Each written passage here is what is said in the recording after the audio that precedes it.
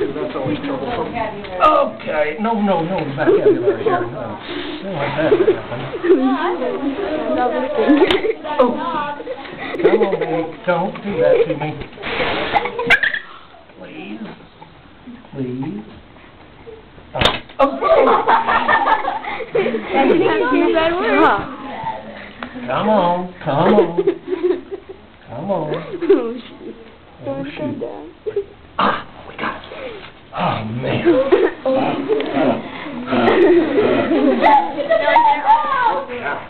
Trap is set and ready to go. Here comes the beaver's foot, and he swims in. He doesn't see any beaver, but he smells a beaver. He doesn't know if his nose is crazy or his eyes are crazy. His foot hits the trap, please. If it hits the jaw, nothing happens. If it hits the spring, nothing happens. Only when the foot comes in contact with the pan. And if you think I'm really going to stick my finger in here, out of your little pea mind. Back and forth. This is called building suspense. This is called, this scares the bejeebies out of me. When you least expect it, and you're listening to my voice, and you're wondering what's going on.